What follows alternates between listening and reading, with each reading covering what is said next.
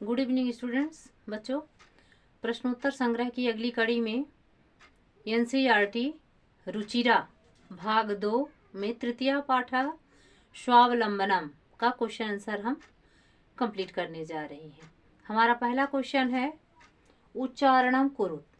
ठीक है ना, अर्थात जो शब्द दिए हैं, यहाँ संख्यावाची शब्द दिए हुए हैं, इसका आपको क्या करना है, उच्चारण करना है, शुद्ध शुद्ध उच्चारण करना है। ठीक है ना, जैसे कि विंशति, त्रिशत, त्रिंशत, चत्वारिशत, द्वाविंशतिः, द्वात्रिशत, द्विचत्वारिशत, द्विविंशतिः, त्रयत्रिंशतः, त्रयः चत्वारिशतः, पंचविंशतिः, चतुस्त्रिंशत्, चतुश्चत्वारिशत्, अष्टाविंशतिः, अष्टात्रिंशतः, सप्तचत्वारिशत्, नवविंशतिः, नवत्रिंशत् और 50।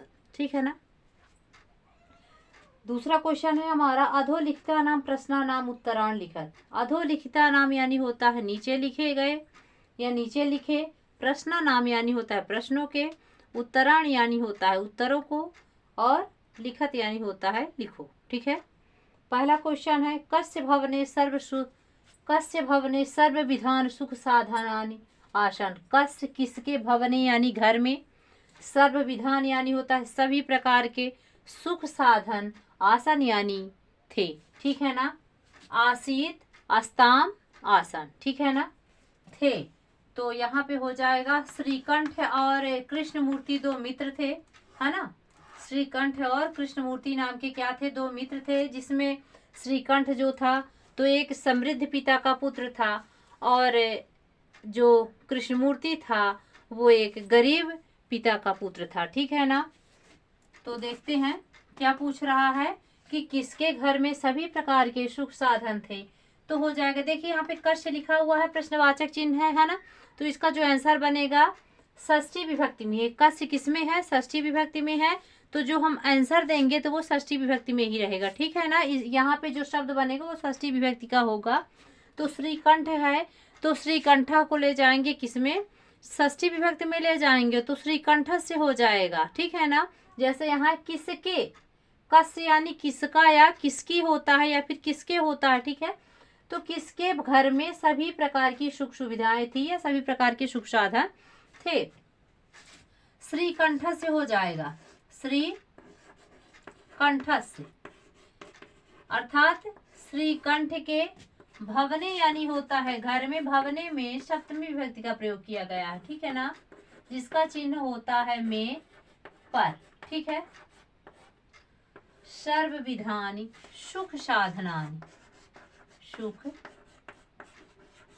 साधनानि आसन। श्रीकंठ के घर में सभी प्रकार के सुख साधन थे। अगला क्वेश्चन है कस्य गृहे कोऽपि भृत्यः नास्ति। अर्थात कस्य यानी किसके, गृह यानी घर में, कोऽपि, यहाँ पे देखिए को धन अप, ये जो अग्रह चिन्ह ऐसे बना हुआ है तो इसका उच्चारण क्या निकलता है, आ निकलता है। ठीक है ना, इसको ध्यान में रखिएगा। कोऽपि भृत्यः नास्ति, भृत्य यानी होता है नौकर, सर्वेंट या फिर सेवक।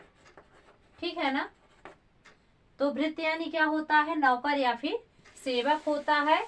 यस का ये जो चिन्ह लगा हुआ है इसे आपको यस नहीं समझना है, क्योंकि संस्कृत पढ़ने में थोड़ी दिक्कत होती है, तो इसे आपको क्या करना है, आ पढ़ना है ना। यस नहीं पढ़ना है, क्या पढ़ना है, आ पढ़ना है। संस्कृत में ये कॉमन शब्द है, ये आता ही रहता है। ठीक है ना। तो कस्य गृहे कोऽपि भृत्यः नास्ति, नास्ति जैसे है तो नास्ति में कौन सी संधि होगी, इसमें दीर्घ स्वर संधि होगी। इसका जब हम संधि विच्छेद कर देंगे तो क्या हो जाएगा, ना हो जाएगा। ना धन होता है अस्ति। ठीक है ना, अर्थात नहीं, ना यानी होता है नहीं, अस्ति यानी है। ठीक है ना, नहीं है। किसके घर में कोई भी भृत्य यानी सेवक, नौकर या सेवक नहीं है। तो कृष्णमूर्ति के घर में नहीं है। कृष्णमूर्ति को जो हम षष्ठी विभक्ति में, कृष्णमूर्ति के घर में, है ना, षष्ठी विभक्ति का चिन्ह होता है का, की, के या रारी रे। तो कृष्णमूर्ति को जो हम षष्ठी विभक्ति में ले जाएंगे तो क्या हो जाएगा, कृष्णमूर्ते हो जाएगा। तो हम उत्तर कुछ इस प्रकार से लिखेंगे, कृष्णमूर्ते, क्या लिखेंगे हम, कृष्ण मूर्ते गृहे यानी घर में कोअपि यानी कोई भी भृत्य यानी होता है नौकर, भृत्य यानी नौकर, नास्ति यानी नहीं है। ठीक है, कृष्णमूर्ति के घर में कोई भी सेवक या नौकर नहीं है।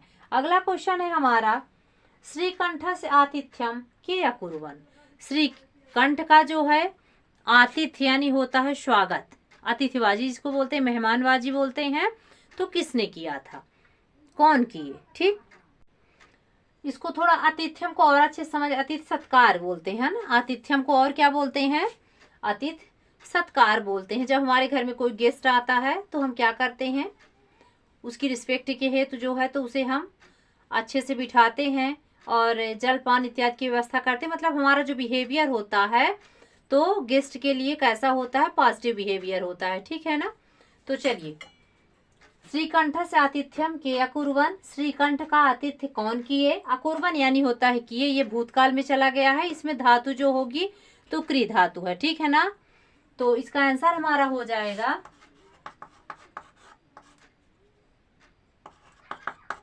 श्रीकंठस्य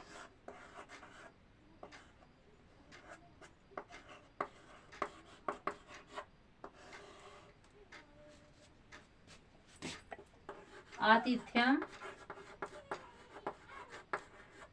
कृष्णमूर्ति।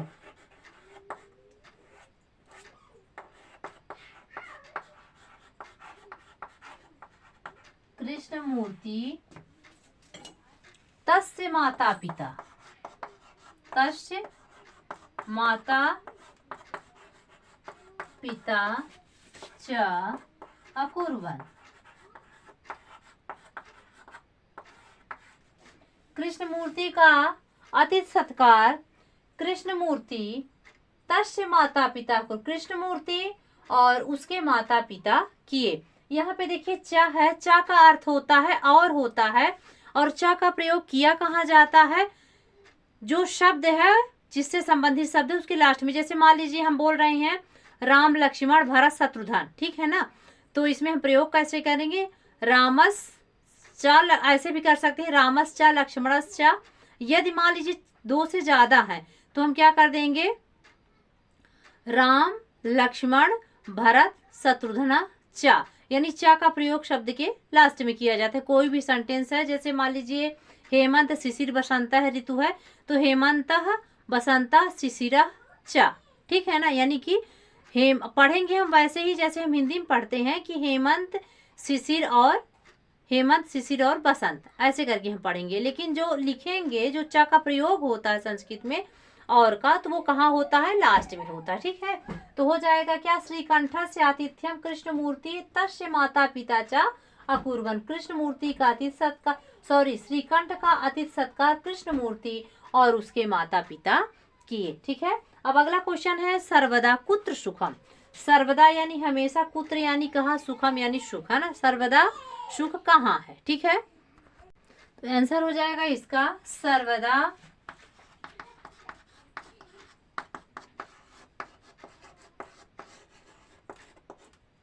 स्वावलंबने,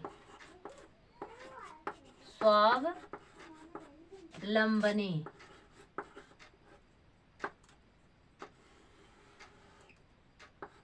एव सुखम। हमेशा स्वावलंबन में ही सुख है। स्वावलंबन, इस इंसान को स्वावलंबी होना चाहिए, है ना, सेल्फ डिपेंड होना चाहिए, और सेल्फ डिपेंड होने के लिए हमेशा इंसान को पॉजिटिव सोच रखनी चाहिए और आगे बढ़ते रहना चाहिए। ठीक है ना, तो ये हुआ स्वावलंबन। सर्वदा स्वावलंबने एव सुखम, हमेशा जो है खुद पर यानी सेल्फ डिपेंड होना ही सबसे बड़ा सुख है। ठीक है, आगे देखिए हमारा क्वेश्चन है श्रीकंठ कृष्णमूर्ति गृहे कदा अगच्छत्। श्रीकंठ जो है कृष्णमूर्ति के घर में कब, कृष्णमूर्ति के घर कब गया था। ठीक है ना, अगच्छत् गया था। हमारा आंसर होगा श्रीकंठ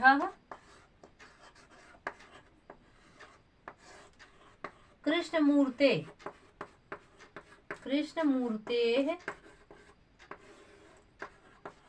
गृहम् ठीक है ना। प्रातः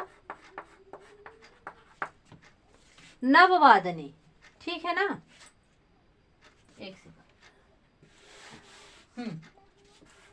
फिर से देख लीजिए इसे। श्रीकंठ कृष्णमूर्ते, श्रीकंठ जो है कृष्णमूर्ति के घर कब गया था, तो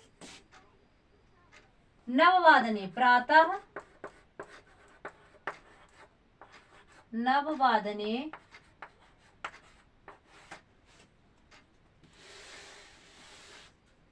श्रीकंठ प्रातः, है ना, नववादने कृष्णमूर्ते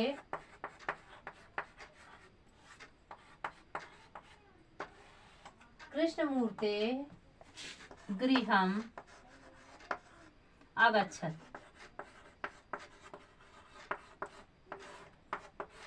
श्रीकंठ सुबह 9 बजे, नववादने यानी 9 बजे कृष्णमूर्ति के घर गया था, ठीक है ना। अब है हमारा इस चैप्टर का आखिरी क्वेश्चन। कृष्णमूर्ते कति कर्मकारा सन्ति। कर्मकरा यानी होता है काम करने वाले, कर्मचारी जिसको बोलते हैं, ठीक है। तो कृष्णमूर्ते कति कर्मकरा सन्ति, कृष्णमूर्ति के कितने कर्मचारी हैं। सन्ति यानी हैं। अस्ति, अस्तः, सन्ति। अस्ति का अर्थ होता है, अस्ता का अर्थ होता है द्विवचन के लिए इसका प्रयोग होता है, ठीक है ना। और सन्ति का अर्थ होता है किसके लिए होता है इसका प्रयोग, इसका प्रयोग बहुवचन के लिए होता है। अस्ति का प्रयोग एक वचन के लिए, अस्तः का प्रयोग होता है द्विवचन के लिए, और सन्ति का प्रयोग होता है बहुवचन के लिए। किस अर्थ में, है के अर्थ में। एक वचन है तो है, अस्तः द्विवचन है तो है, और सन्ति है तो है, ठीक है ना, बहुवचन के लिए। अस्ति, अस्तः, सन्ति। तो कृष्णमूर्ति के कितने कर्मचारी हैं, बहुवचन में है, ठीक है ना। तो इसका आंसर हम देख लेते हैं क्या होगा।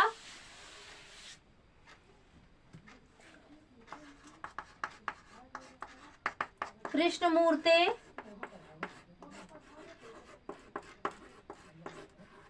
अष्टौ, अष्टौ यानी 8, कर्मकरा यानी कर्मचारी, काम करने वाले, सन्ति यानी हैं, ठीक है ना। कृष्णमूर्ति के 8 कर्मचारी हैं। कौन कौन से आप बताइए। वो कर्मचारी के तौर पर उसने जो है तो किसके बारे में बताया है कि 2 हाथ 2 पैर, ठीक है ना, 2 आंख और 2 कान, ये मिलाकर के क्या हो गए कृष्णमूर्ति के 8। इन्हीं के बारे में जो है तो वो बता रहा है कि मुझे किसी की जरूरत नहीं है, किसी नौकर चाकर की जरूरत नहीं है। क्यों, क्योंकि मेरे पास स्वयं के 8 कर्मचारी हैं। कौन कौन से हैं, कान है, 2 आंखें हैं, 2 पैर है और 2 हाथ है, जिसके माध्यम से जो है मैं कोई भी काम करने में सक्षम हूँ। तो बच्चों हमें आगे बढ़ने के लिए, है ना, काम कुछ करने के लिए हमें हमारे शारीरिक अंगों की जरूरत पड़ती है।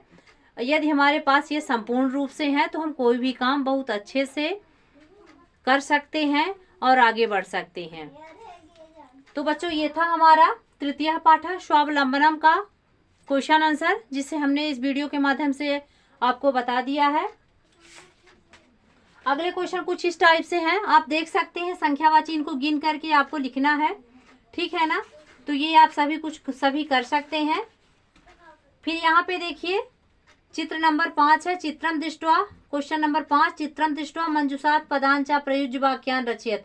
इनसे आपको चित्र को देखना है और आपको क्या करना है, 3 वाक्य का निर्माण करना है। फिर इधर जो है 6 नंबर में संख्या है, जिसको आपको क्या करना है, समय के रूप में बताना है, ठीक है। जैसे लिखा हुआ है 10:30 बजे हैं तो सार्ध क्या हो जाएगा, 10 वादनम। 7 बजे हैं तो सप्तवादनम। अब इसमें 2:30 बज रहे हैं तो क्या हो जाएगा, सार्ध द्विवादनम। 11 बजे हैं तो एकादश वादनम। 4:30 बजे हैं तो क्या हो जाएगा, सार्ध चत्वारवादनम। फिर 1 बजे हैं, ठीक है ना। उसी प्रकार से 5 है तो ये सारी चीज़ों को आप लिख सकते हो, शब्दार्थ में आपके दिया हुआ है। तो मैं आपका क्वेश्चन नंबर 5 और क्वेश्चन नंबर 7 बता रही हूँ, है ना। इसे आप अच्छे से देख लीजिए एक बार।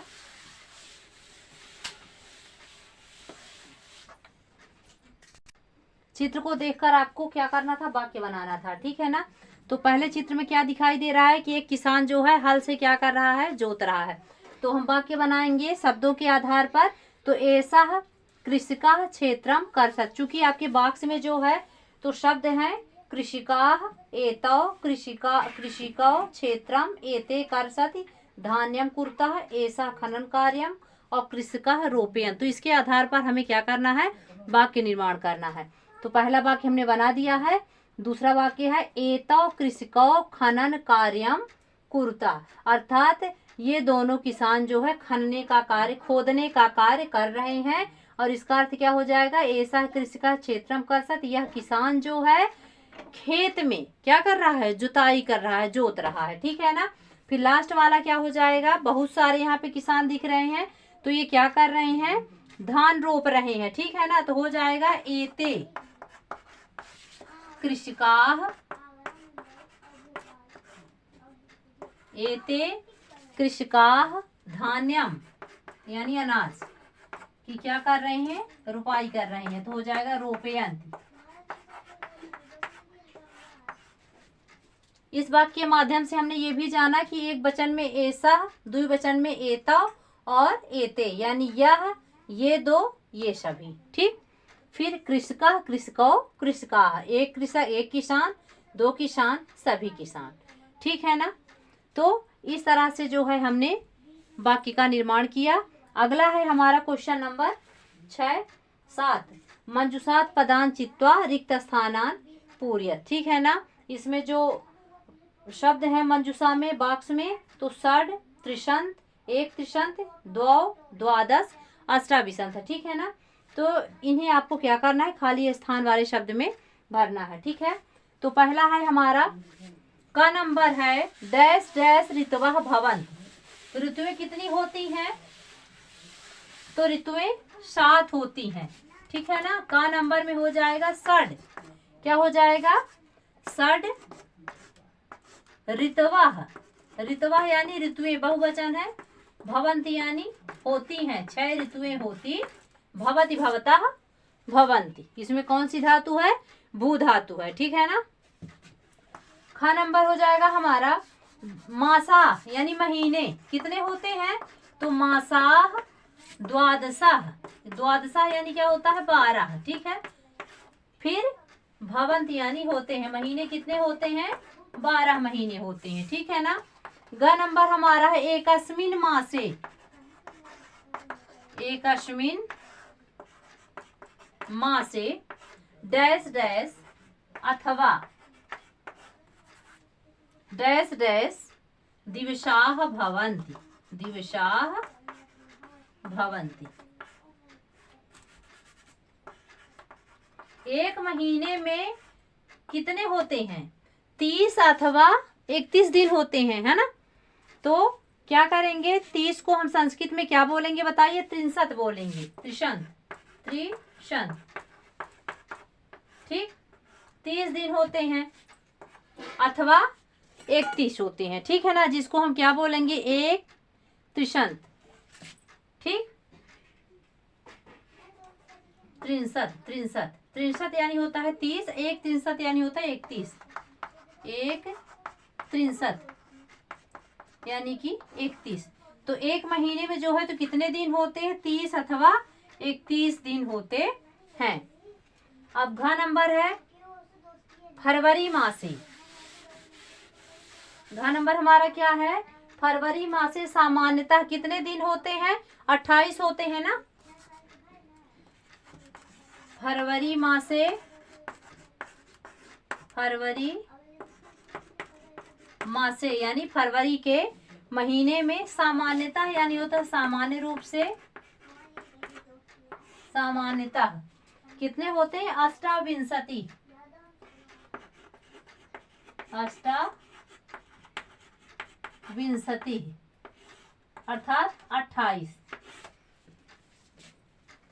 दिनानि भवन्ति, दिन होते हैं, दिनानि भवन्ति। आखिरी है हमारा मम शरीरे, मेरे शरीर में कितने हाथ हैं? मम यानी होता है मेरे, है ना, शरीरे यानी शरीर में कितने हाथ हैं? 2। ठीक, तो 2 हो जाएगा मम शरीरे 2 हस्तौ स्तः यानी है द्विवचन के लिए इसका प्रयोग हुआ। हस्तौ द्विवचन है, 2 द्विवचन है, शरीरे में सप्तमी विभक्ति का प्रयोग किया गया है, एक वचन है। ठीक है ना। मम यानी मेरे, तो मम में कौन सी विभक्ति है? इसमें भी षष्ठी विभक्ति का प्रयोग किया गया है और यह जो है अस्मत् शब्द रूप के अस्मत् शब्द रूप में आता है मम। ठीक है ना। तो ये था हमारा स्वावलंबनम का आखिरी क्वेश्चन, जिसे हमने कंप्लीट करा दिया है। इसे आप अच्छे से देखें, पढ़ें, समझें और अपनी उत्तर पुस्तिका में लिखें। हमारा ये प्रयास आपको कैसा लगा, आप हमें जो है वीडियो के माध्यम से ज़रूर बताएं। धन्यवाद।